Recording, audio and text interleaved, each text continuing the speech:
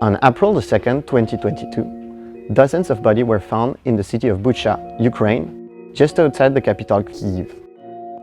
It was a month after the beginning of the war, and the Russian forces had just left the area. Some posts shared online, including by pro-Kremlin accounts, claimed that the scene was staged by Ukrainian forces. But our digital investigation and witnesses' account from journalists on the ground confirmed that those people were killed before the Russian retreat.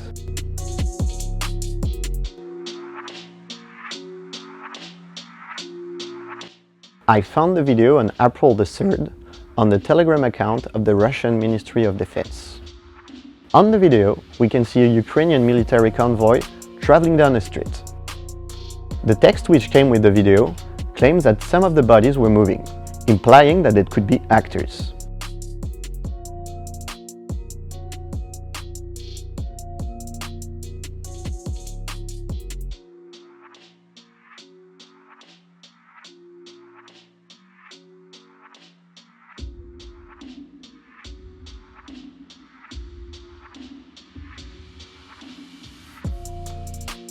After the footage appeared online, numerous social media accounts blamed Ukraine for staging the death.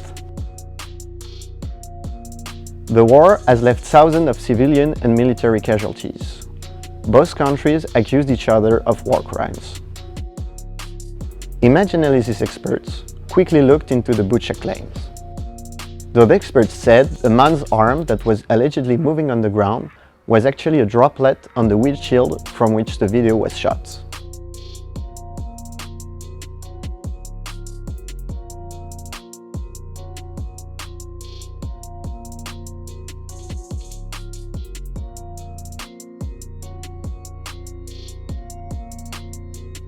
By slowing down the viral video, I reached the same conclusion.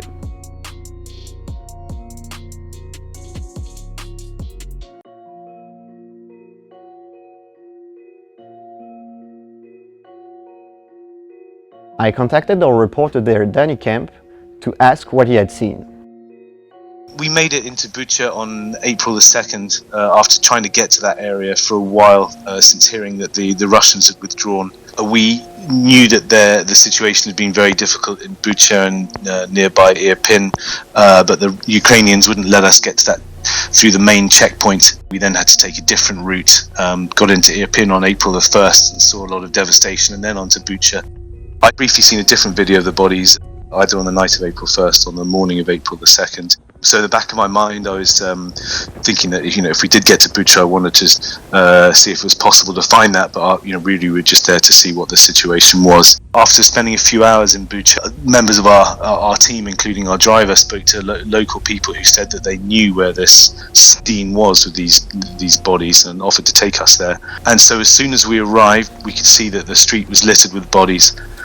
We first saw a group of 3 bodies and noticed that there were more in either direction. They were spaced out along the street at irregular intervals over a distance of around 400 meters, some alone and some in small groups of 2 or 3. We walked along the entire length of the scene at least twice. We counted the bodies, noting that there were 20, photographed them and filmed them. At no time did we see any of them move. During that time, we noted that the bodies were all wearing civilian clothing. They'd clearly been dead for a number of days, if not longer. At that point, there was no viral video on our radar. We were simply on the ground as part of reporting on the war and reporting on the Russian withdrawal from around Kiev. Later, when the viral video came out, it seemed to be an attempt to discredit the reporting that we had been doing. Danny and 2 other photographers on the scene confirmed that the scene in the viral video was indeed shot in Bucha, more precisely on Yablonka Street. Our journalists took dozens of pictures of the streets between April the 2nd and April the 3rd.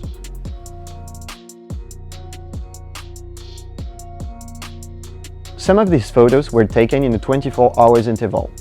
However, none of the bodies had moved. Furthermore, satellite images published on April the 4th by American company Maxar Technologies confirmed that the massacre had taken place while the Russian forces were still in town.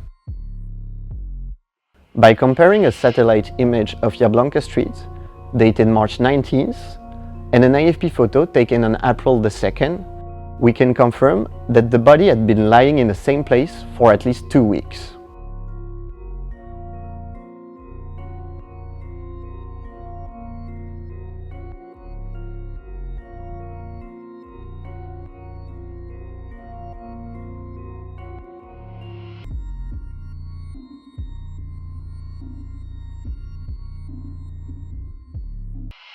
Nearly a year after the Bucha massacre, dozens of international media, including AFP, published investigation about the fates of these dozens of people executed while the Russian forces were still in town. Sometimes, online tools might be enough to debunk a false claim. Other times, it is necessary to have trusted eyes on the ground to get to the bottom of a story.